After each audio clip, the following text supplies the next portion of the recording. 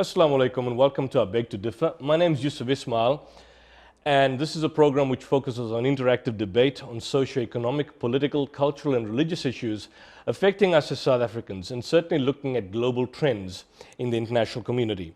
In recent months, South Africa has seen a high number of high-profile individuals engage in suicide. According to recent stats, the alarming status, especially amongst teenagers, on approximate an average of 23 to 33 South Africans commit suicide on a daily basis, whereas there are approximately 460 attempted suicides on a daily basis.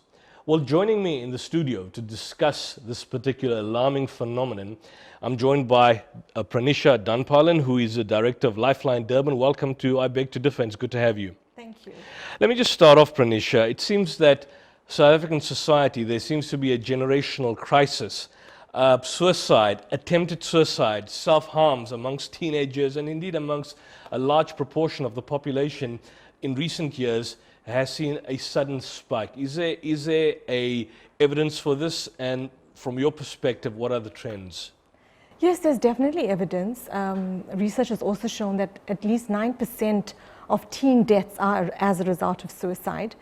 We have a large number of calls that we receive on a daily basis in terms of those that are wanting to commit suicide or having suicidal thoughts or depressive issues. Now you're part of an organization called Lifeline, and obviously part of the Durban branch. What does Lifeline deal with? So Lifeline responds to emotional wellness. That's our core business. And with that, we have a 24/7 crisis line. That's available, to whoever wants to call.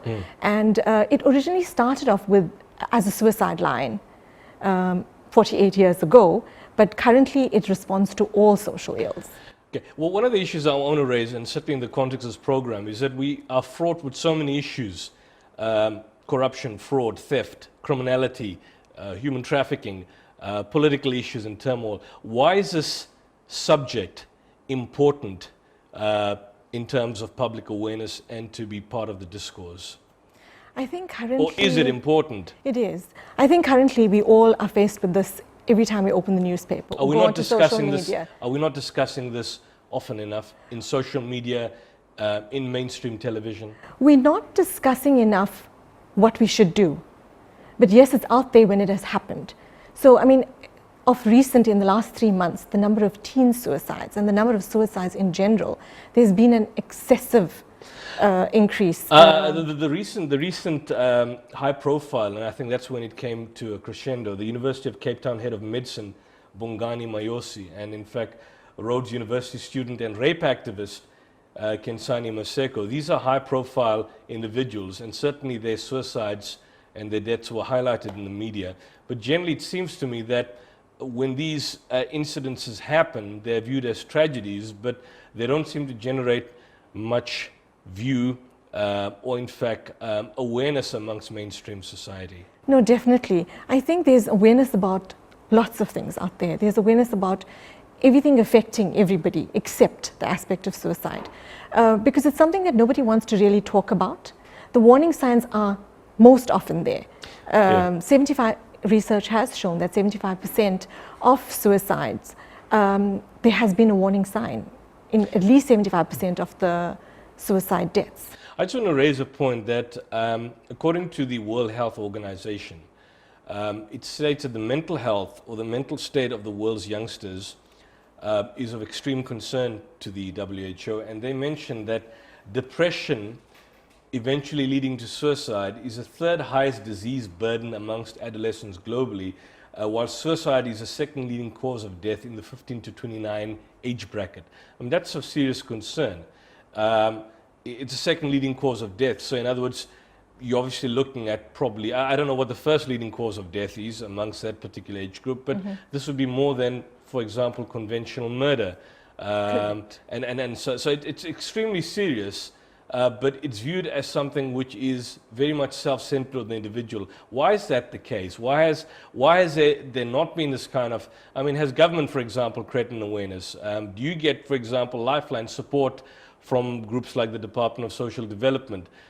Or is there a perpetual struggle to create this awareness at governmental level, at provincial governmental level?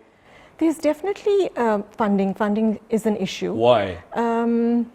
I think because there's programs that take priority, and suicide is one of those that may not necessarily take priority right now, Well, unless there's something that gets into the media that creates a hype around it, but then we have awareness and preventative programs on just about on HIV/AIDS, for example, but not that much of emphasis is placed on, because it's so it's like you mentioned, depression. So you'd find that depression leads to, or how does with suicide, one of the aspects or one of the warning signs is depression, but it's not necessarily the only warning sign. I'm just speaking about purely from a statistical point of view, and I'm not so sure whether you have the figures, but HIV/AIDS is certainly it's been a phenomenon, well, negatively in this country for probably 2 decades now. Statistically, in terms of the deaths surrounding as a result of HIV, AIDS-related illnesses, and suicides, proportionately on a daily basis, which would you say is higher? Or do you not have figures at your disposal? That's a little bit difficult to address, because also because of the preventative and awareness programs around HIV, that has definitely, the numbers have definitely increased in terms of the statistics around HIV in KZN, for example. With regards to suicide, even the stats that you mentioned at the beginning is very below the numbers that we know that is out there. It's definitely underreported. But the thing is that a lot of people, for example, why I mention HIV/AIDS, because we have had many cases where people who have been diagnosed with HIV/AIDS then go into a state of depression, then take their lives directly as a result of this illness or virus that they've basically contracted. And in many instances, the virus itself also has a debilitating effect on their brains and their mind, which obviously results in depression and possibly to suicide as well. So these are the kind of disturbing, symptoms that we effectively see. Yes, no, definitely. I think also we've found that not all instances where a person is depressed commit suicide, but rather we find that those that are suicidal obviously are very depressed, but so it's not necessarily not the only leading factor. So could we say that not all people who are depressed are suicidal? Correct. But are all suicidal people depressed? 100%, correct. And is suicide as a direct result of depression? Yes. And the issue is that obviously then one would have to look at the root cause, which would be depression. What would be the causal, in particular in respect of teenagers and young adults, which are multifaceted, there are a number of factors, but what would then be the kind of, what are the kind of warning signs that we need to look at? I think, we've already chatted about the first aspect of it being depression, but I think when you, especially amongst the teens, there's this sense of withdrawal from social activities, from the normal ways of life, the normal activities that the teenager may be involved in, or the youth, or even an adult for that matter. It's generally, the first sign is that complete withdrawal from all social activities, hobbies, whatever it is that they were normally doing. They often will stop doing anything that would make them happy. Usual activities. So the loss of interest, there's sleep disturbances, there's patterns of sleep disturbances, patterns of appetite disturbances. But the most key is when there's a repetitive discussion about death and dying. Often they would write about it. And what age does this start? I mean, what age are you looking at? We've dealt with cases with as young as 12. Younger than 12, could you have, for example, 6 or 5-year-olds, 7-year-olds talking about suicide or killing themselves? Definitely. And have you had cases of that nature? Yes, we had. And those particular cases were linked mostly towards bullying. So in terms of when we look at the crisis line, for example, and the kind of calls that we get through the crisis line in terms of suicide, it's often suicide and divorce, suicide and bullying. Parental abuse? They seem to be suicide and abuse. So these three always seems to be the top in terms of the kind of cases that we receive pertaining to suicide. The other aspect is adult survivors. So you'd find that often an adult who has survived some sort of sexual trauma, for example, or rape when they were much little, has not dealt with it in terms of therapy, then this seems to come out in their adult life. And because there has been no form of therapy or counseling, they're not able to deal with this. So it's cutting and destructive habits and so on that possibly may lead to that. And you know, I've got an expert, Dr. Sipe, states numerous factors linked to emotional distress, also feelings of boredom, agitation, nervousness, sadness, loneliness.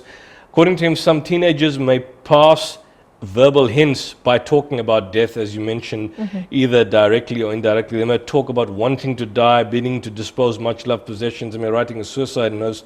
Mental illness history in the family, is this something genetic? It is. So in other words, if your parents or grandparents have had suicidal tendencies, can this now pass to the next generation through genetic predisposition? It can, but it's also compounded by other issues. I see. So that's not just a standalone issue in terms of where we could draw that link. So when parents, for example, and teachers are faced with this, or what should they look at and what should they do? Well, you know, you mentioned teachers, they are quite key because with children and teenagers, majority of their time is spent within the school environment. So for teachers to be very observant in terms of the signs that we've just discussed, and it's often that a child will disclose at school, either to a friend or to another peer or to the teacher. What would they disclose? They would disclose issues of what could be happening at home. They could disclose issues of abuse. Often when parents are going through a divorce, this directly affects the child, and often the child's being used within this entire process in terms of issues of access. We found that has led to depression and also suicidal tendencies. And then the issue of sexual abuse. So sexual abuse, divorce, all these are factors that possibly may affect a child and lead to possibly a sense of developing these suicide trends. Yes, definitely. I'm going to have to stop you on that. We have to go for a quick ad break, and when we're back shortly, we'll continue this discussion.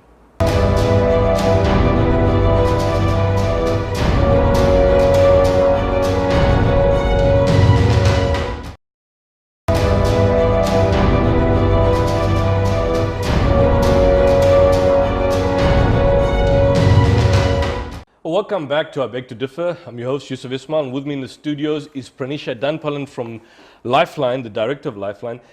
Just before we went for a break, just the issues that you raised about the links between depression and suicide. What is the link? What's the nexus there? I think we often, like for example, we look at depression on its own. We're not realizing that this could lead to suicide. Yes. You know, because there's depression of so many types of depression. The same with bullying. The same with divorce. We're not seeing that these factors can lead to either family members or the children within the family to start to begin to have these suicidal thoughts.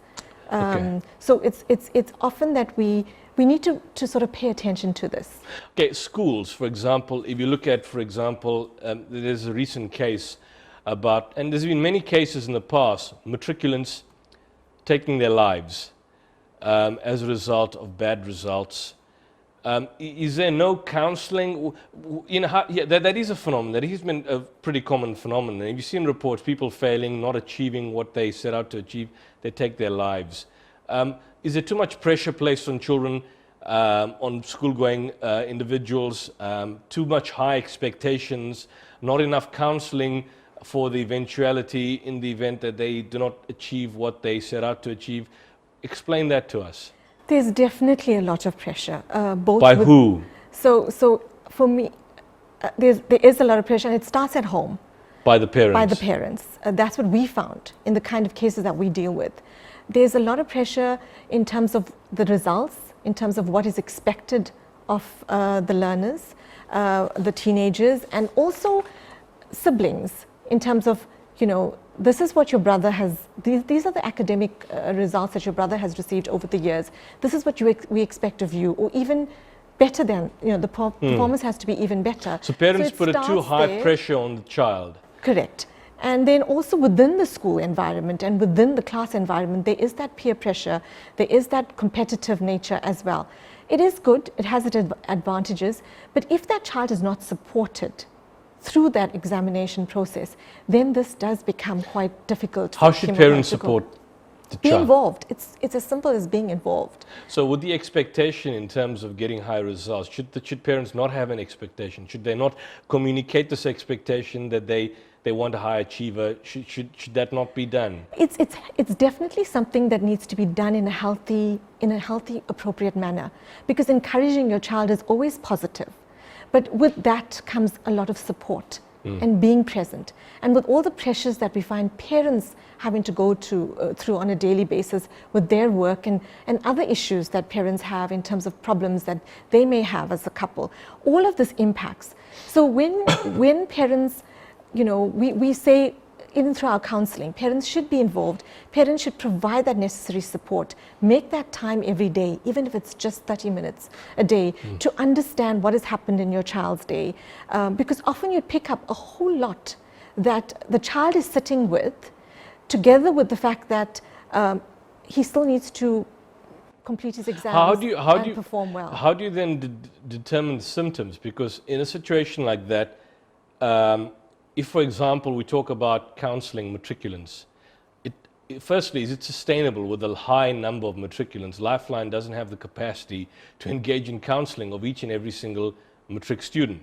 Secondly, when a matriculant writes an exam, and if there's an expectation on him and he doesn't achieve, we don't know that has a tendency to push him off the cliff and make him suicidal.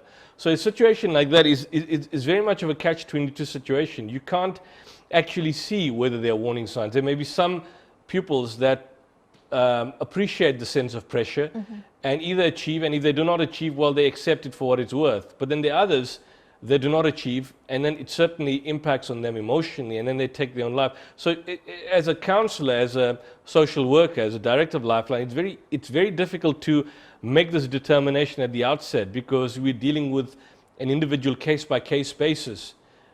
Where determination cannot be made. No, absolutely. And so it's not a win-win situation. No, definitely. It's a lose-lose situation at the end of the day. Well, because coping mechanisms are different from individual to individual. So doesn't it start then at the educational level, in the schooling system? And the problem we have, which is certainly a point of discussion, is that the Department of Education, the standard of education, certainly over the past decade, has dropped drastically. So forget that, when we talk about level of education and the level of teaching and the quality of teaching being exceptionally low, but it seems to me that teachers themselves do not seem to be qualified enough to provide the necessary support during the academic year, because that would be paramount. If the support and the emotional support is given by the teacher to pupils in general during the academic year, then this eventuality will not happen. But not only is the teaching of such substandard level, but the emotional support doesn't exist. That is true. That is very true, because teachers just focus on the academic. And then there are children that are struggling, within their class, which they may not even identify. And we're talking about the major cities, but I mean, yes, in the rural areas, obviously where schooling, it's even worse. More difficult. It's more difficult. And I see them daily, people within the work that I basically engage in, they've got a matric, they cannot speak basic English. They come from broken homes, poverty-stricken environments. So we have a school program where we go into schools and provide simple awareness talks, but through that we have several disclosures. What are they? In terms of suicide, in terms of abuse, mostly in terms of abuse. But previously we were even provided a session within life orientation to bring up these issues. It no longer exists, obviously, because now the academic program has changed. Was it called guidance? Was it? I remember there was a curriculum called guidance, which was but that was replaced, obviously, by life orientation. Okay. Life orientation basically touches on the aspect of suicide. What does life orientation deal with? All sort of life skills. So it ranges. And suicide is not a major aspect. One of the aspects, just basically defining it and understanding it, and that is it. So there's so much more in terms of the science, in terms of looking at how you could, how you could even look at the indicators and how you can identify somebody who is suicidal, because we've read over and over again that the signs are there 75% of the time. So is there a void then in the South African educational system that may be a major part in contributing to this? I mean, look at 1994. Let's look at 1994, advent of democracy to now. Pre-1994, post-1994.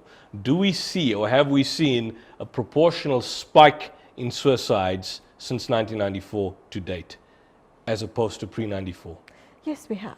Now, there must be some reason for that. And I mean, obviously with social media and obviously this is a different generation, but there must be is there some sort of button to press to say, look, this is a main core issue, or there are a whole range of new issues that have just emerged suddenly resulting in this? I think it's simply the coping mechanism, the coping abilities. But what was their previous generations? Why could previous generations cope and present generations cannot cope? Also families.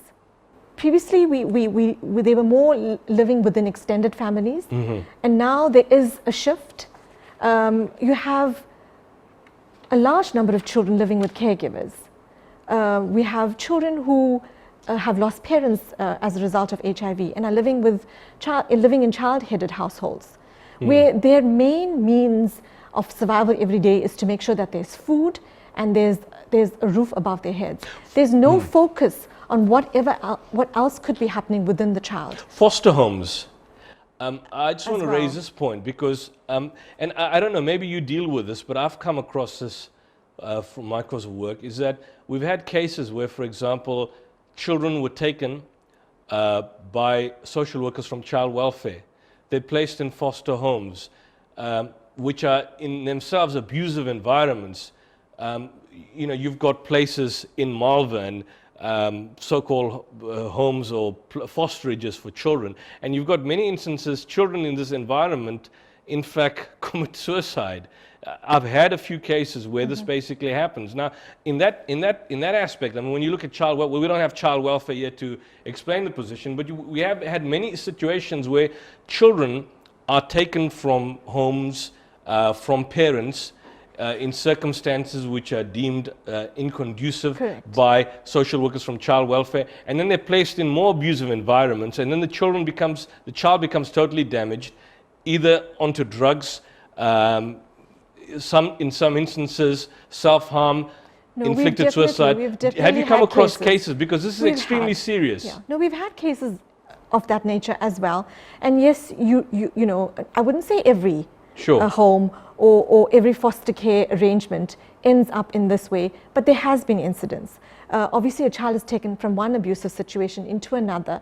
Yes, it affects the coping mechanisms, and once that is affected, the child becomes vulnerable, and that's when the suicidal thought and tendencies But what do you do in a situation like that? And I don't want to kind of, I mean, most some often child there's welfare a social worker attached worker to a child. If a child is being removed from a home and placed in any alternate care, there is a social worker attached to that particular case.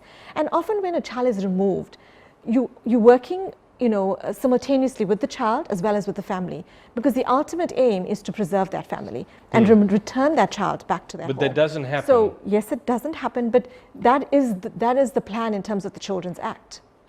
Understandably. Well, what do people do in a situation like that? I mean, is there, for example, you could say an ombudsbody or an ombudsman to report such situation? Because it seems to be endemic. Many cases that you come across where this happens. What do you do? I think you've got to treat those as individual cases, because you've got to look at the circumstances around that particular case. Is it the lack of involvement of the social worker in terms of her interventions, or is it issues within the home or the foster home? I think that needs to be identified before we look at a plan of action or react to a situation like that, or escalate it, for example, because if it's a children's home or a foster home, then there's a process or a protocol to follow in terms of that home is registered with the body, then that's the route you would follow. With regards to a social worker, then there's a route where all social workers are registered with the South African Council for Social Services profession, then that would be the route. So it's very important to identify the circumstances. So it would have to be treated individually, each particular explore case. Some of these issues, and particularly why suicide has become a kind of a trend, particularly in the social media phenomenon where people engage in. But we have to pay our bills. We go for a quick ad break. Yes. And again, we'll be back shortly.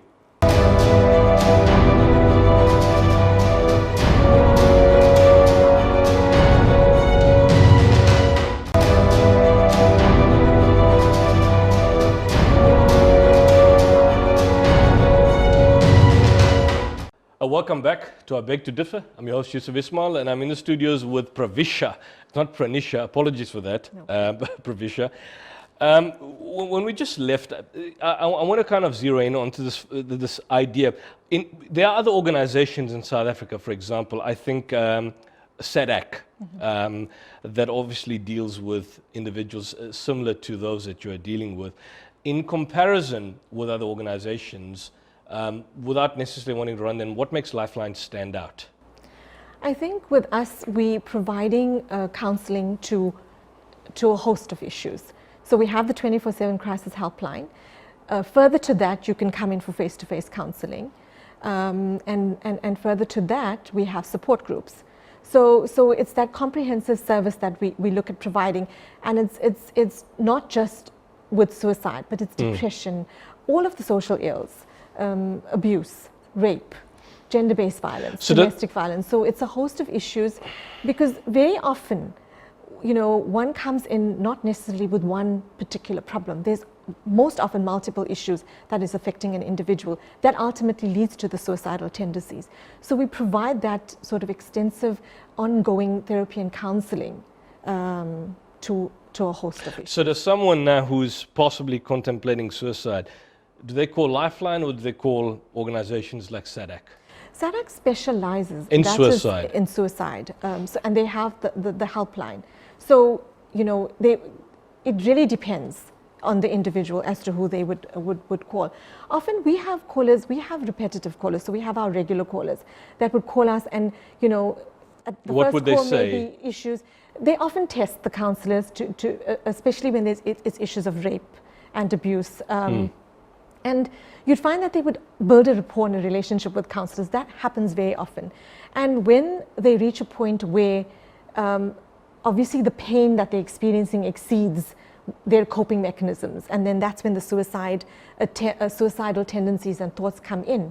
And when that happens, then they would generally call Lifeline. But here's the thing. How do you convince someone? Because someone who's suicidal may not necessarily call. So how do you instill in a person that if he's suicidal, he needs to call Lifeline? If I want to take my life, why would I want to call Lifeline? This is something I want to do. So should it be a kind of a support structure, a parent, a next of kin that sees this phenomenon that basically calls Lifeline? Because it's difficult to instill in the person. Someone who is an addict does not believe he's an addict. Why would he want to go for self-help? In most instances. Strangely enough, we get the calls in terms by of people who are suicidal. And like we discussed earlier on, very often the signs are there, and they are telling you in more ways than one that they are feeling this way. So very often we do have calls where they're directly calling us and they're feeling this way. And yes, we do have calls where there's a concerned friend, a parent calling, because this is what they've observed within the home environment with their child. And then they become quite concerned, and they want to know, what should they do? This is what their child has done, maybe self-mutilating, and picked up loss of appetite, together with the host of other issues in terms of sleep disturbances, in terms of withdrawal from all social activities. Then the parent on this instance may call us to get guidance in terms of what should they do, how should they respond. And in instances like this, we often encourage them to come in for a face-to-face counseling. But with those callers that actually call and are at a point of being suicidal or feeling suicidal, we have to work with them online and make several attempts in terms of talking to them. Which is difficult. It must be extremely difficult. It is. And also the methodology we use is very client-centered, person-centered approach. So we often will not directly tell them what they need to do, but probe and look within them, because basically that we found with the crisis line especially, it's that care and concern that is the game changer. Very often when it comes to issues of suicide. What are the comparisons? If you're looking at suicides in adults and suicides in children and teens, are there similar patterns, or there's something that affects an adult that is different to that which affects a child and a teenager, where they've got this proclivity to commit suicide? Is there something different? Obviously, when dealing with them, There is. No, there is. The what pressures would are be the different. comparison? I mean, So the pressures would be the different. pressures are definitely different. The Whereas with kinds adults, of maybe problems- work stress and Correct. probably family stress, whatever the case is, that could lead to adults. And children, school, peer pressure, social media. Because this recent trend, I'm not so sure, but I think I came across where people are posting pics of self-inflicted harm or attempting to engage in acts which may possibly lead to deaths. That also seems to be a kind of a trend Yes. on Facebook, and I'm not so sure if you're familiar with that. No, absolutely. In recent discussions that we've had with our social workers, when we have debriefing sessions, what has come out quite strongly in the last debriefing session that we had was we're running a support group in the Ilembe district, and we found that they started to talk about the aspect of suicide, and it is something that each of them have researched.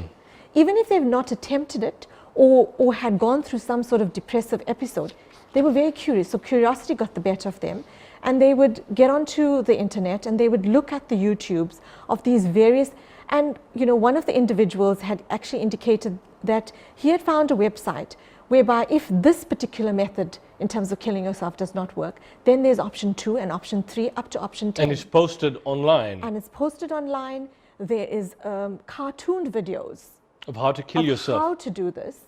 Now, who puts And, up these videos? I mean, because certainly YouTube, Facebook, they've got, forums where they are banned. There are gatekeepers in terms of monitoring this, but it's there. But in situations like that, then people who do this for public spectatorship, are those people doing it because they've got some self-inflicted depression, or are they just doing it as a fad? Are you saying that it's becoming a fad, like a fashion, in certain instances where Yeah. suicide can be a fashion? A while back, I would say that it's really because of issues that they have. Yes. But now it's a social trend. So people commit suicide because they want to become famous. Are we saying we're seeing a phenomenon like that? Not necessarily. I think we just, there's 2 points to it. Yes. One is trying to become famous because you want to put this information out there and look at how many views and how many likes. As compared to To your own death. No, not necessarily to your own death, in terms of the methods, in terms of doing the research as to how. I see. Because this is what this group has been telling us. So, their friends have spoken about it. So if they have this tendency and they want to make sure that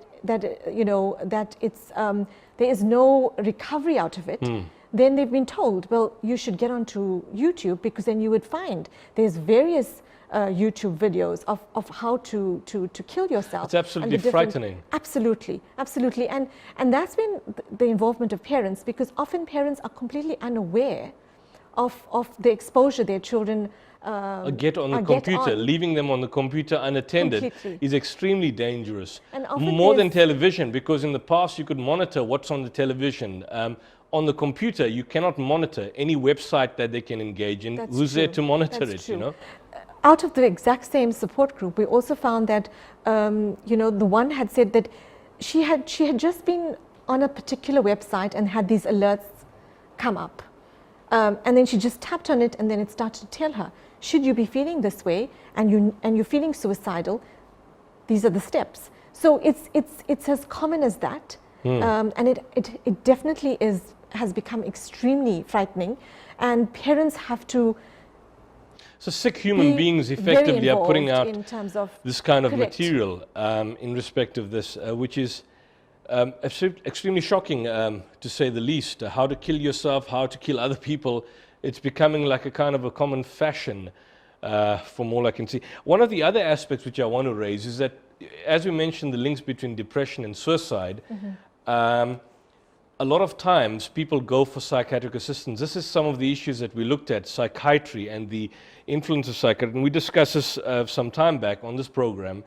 One of the experts, Dr. Billings, in referring to some of the psychiatric drugs that are prescribed for depression or depressive patients, states, he says, I'm 100% convinced, I've seen it before and talked to hundreds of people, these medications really interfere with the brain's ability to normalize itself and adjust. It's hard to make a choice on how to recover if your brain isn't operating. He says that some of these drugs, in fact, he refers to them as a form of a chemical lobotomy.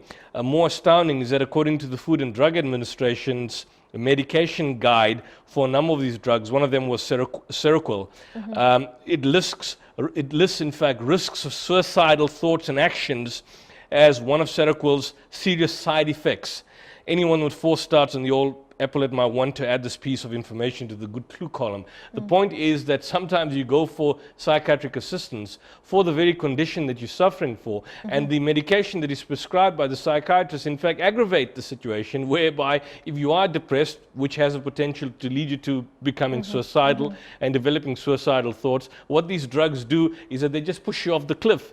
So how do you deal with this? Because this is a disturbing situation. The harmful effects, but I think what we found in the work that we do in terms of the counseling and therapy, if an individual is on on psychiatric or seeing a psychiatrist and is on medication, there has to be counseling and therapy alongside that. And there's no that's a point, because when you visit a psychiatrist, there's no counseling and therapy. That's where the challenge is. Sometimes it happens, but most often it doesn't. So you're leaving with the medication that is supposed to assist you. So how do you fill the void? That's, as a social, how does Lifeline fill the void which a psychiatrist should be providing but doesn't? Well, often with the face-to-face counseling that we do, that's where we've picked up that you find that this individual is on medication and has been on medication probably for several years, but has not been able to combat this issue of depression. So the medication basically aggravates the depression and the suicidal thoughts, as opposed to the other way around. It has its positive effect in the early stages. The early stages. It has its side effects, like most medication does. But with regards to medication pertaining to depression, if that is not happening concurrently with counseling, then we do end up with issues where they still are unable to cope with whatever problems that they're experiencing. Well, I'm just basically going to leave with a quote by Dr. Bart Billings. He says, I've been trying to convince people that those in the psychiatric industry are nothing but legal drug dealers, and they're dealing in drugs that don't work and actually kill people. I mean, talking about suicide, that may be a possible reality. But on that controversial point, we're going to go for an ad break, and we'll be back for the final segment.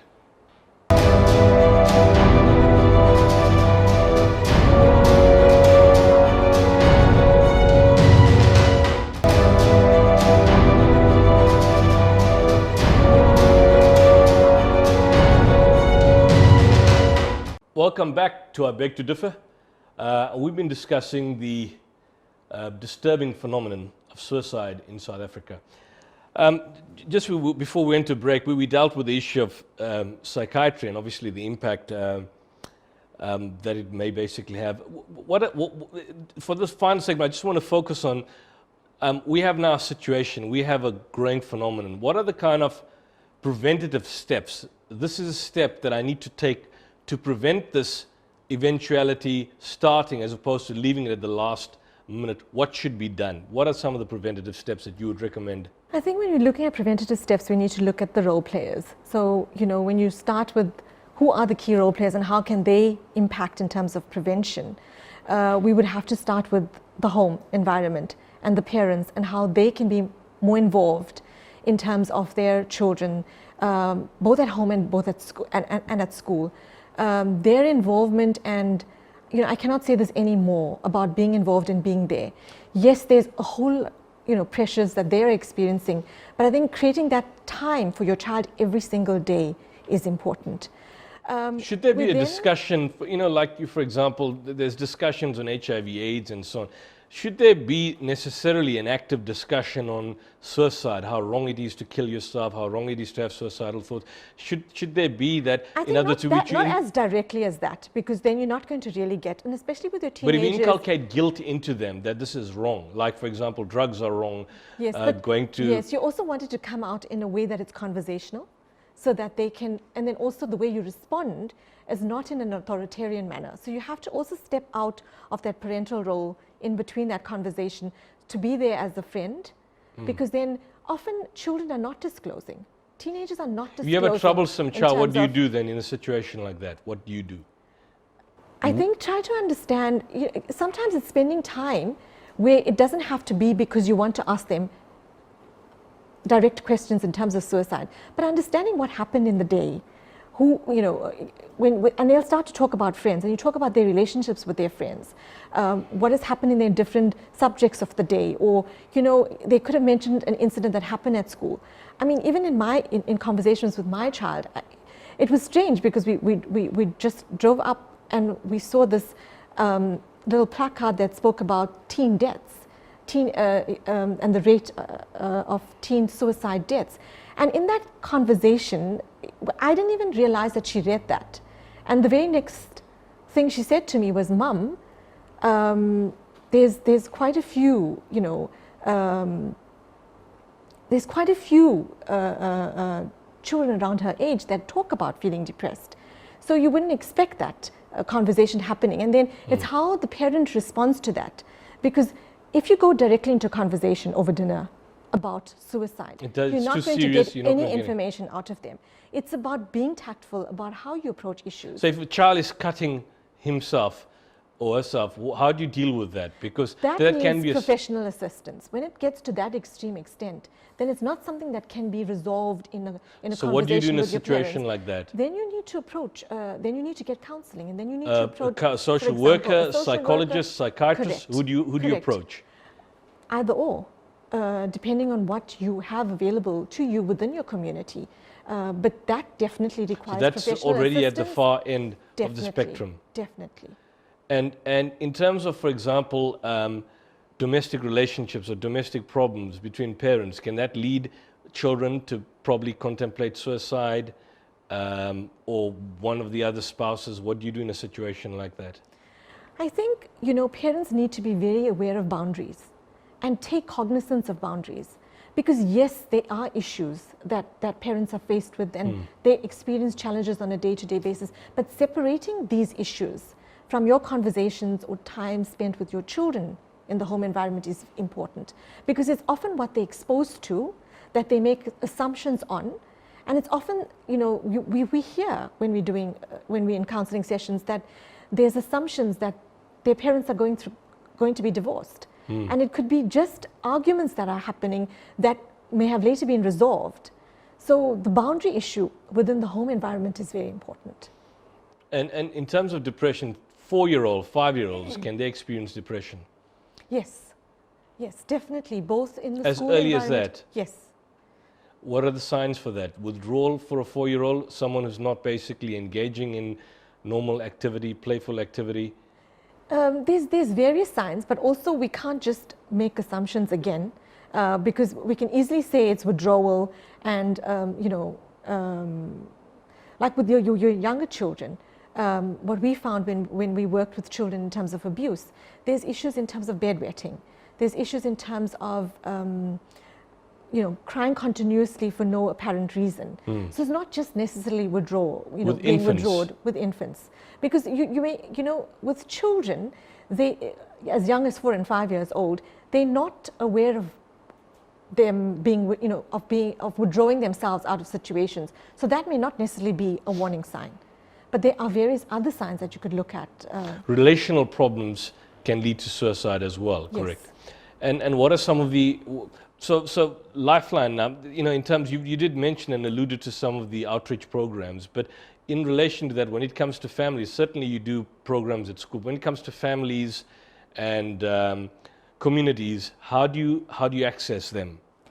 So we have various programs. So currently we're also at 6 hospitals where we provide 24/7 services, counseling services to victims of domestic violence, gender-based violence, all of which often the underlying aspects are issues of depression and suicide as well. But the cases often come to us as a result of rape and sexual assault. And then we'd find that there were several suicidal attempts and there are underlying issues of depression. Here we are available, like I mentioned, 24/7, where we provide the counseling, and with the hospitals, it's a one-stop center. So we're working as part of a multidisciplinary team. So the problem is that you also find that in many families and communities, I don't know, the Indian community, suicide is a stigma. So people don't want to talk about when this happens. And sometimes if people have suicidal thoughts, they don't want to bring this out for fear of being stigmatized. And particularly some of these, the Indian community is one example particularly. So how do you overcome that? How do you overcome that? Because it's viewed as taboo. Although it's happening, it's extremely high, it's still viewed as taboo. Yes, that is true. I think the key is awareness, and creating as much public awareness on the aspect of suicide is important. Because, and I wouldn't say it is as a taboo as it used to be, because there are conversations that are happening, because we do receive a large number of calls from parents. So the conversation obviously is happening, and they are concerned, they've seen signs, or they've had discussions with other parents, and they are talking about it. And you'd find that parents are often telling us that they are very mindful of how they use discipline in the home environment, because they find that by using discipline, a child can withdraw, and they're often not sure what is happening in that room once they've gone away from having been disciplined or shouted at or reprimanded. So parents are, you know. So should we not reprimand children? Should we not shout at children? Should we not, as I say, spare the rod and spoil the child? Yeah, I think, like, you know, as we earlier discussed, that with discipline, with any sort of conversation happening in the home environment, there has to be support from the parents, because if you've disciplined a child and not provided reasons and tried to understand what the child is saying or taking his view into consideration, it is important. So it's not just discipline on its own. Yes, discipline is important, because I mean it's important both in the home and school environment. But with that needs to be a conversation that needs to happen. Subsequent to the discipline or at the same time? At the same time is often difficult, because you're filled with anger when you're disciplining. So it is difficult, but I think as parents and as teachers, we need to be mindful of that, because children are interpreting situations in various ways. And that is what is also causing them to withdraw, become depressed about situations where they start to build ideas about themselves that is not necessarily true. And it's all as a result of these sort of conversations. Schools then are a major factor. I mean, would you recommend an alternative, homeschooling, for example, as an alternative? Would these be better means, better options? From what we hear, you know, at Lifeline, there's an increase in the number of children that are being homeschooled, but majority still feel the need for children to interact and be in that sort of school environment. But which is dangerous nowadays, looking at the situation, what's going on in some of the schools, teacher level, teacher abuse, child-on-child abuse, drug addiction, drug peddling. More so, as bad as it was back then in the day, it's tenfold now, which is extremely problematic. So how do people get to your organization? Who do they phone? Who do they contact? Just tell us about, do you have a kind of a helpline? Yes. What would your helpline be? So our helpline, like I've mentioned, is 24/7. Yes. And our helpline number is 031 312 2323. And that's available. So 031 312 2323. 2323. Is there a national 0800 helpline? It is, but it's more specifically in terms of gender-based violence. With us, we focus on a host of issues. They could call us about anything. On anything. Basically. So they could call you on SOSA, and this is provincially, I would assume. But someone outside the province can obviously access you as well, and Correct. certain same support base Correct. would be set. We also provide the face-to-face counseling. Yeah, sure. If there's one thing that I just want to wrap up with this in 20 seconds. If there's one message that you'd like to send out to the public and to government out there in terms of possibly providing the support structure that's much needed, what would it be? I think when it comes to problems that teenagers and adults are faced, suicide is one of the, I would say, the highest ranked issue that is preventable. I want to thank you for your time, Pravisha Nanpalan, Director of Lifeline. It's been good to have you, and we hope to have you in the near future, possibly on follow-up programs. Yes, thank you. And that's all we have for this evening, folks. A program you've been watching is I Beg to Differ, and here we discuss and debate any issue affecting us as South Africans. Join us for more hard-hitting debate next week on I Beg to Differ. Till then, this is Yusuf Ismail on behalf of ITV. Good evening, and may the greetings of peace be on you.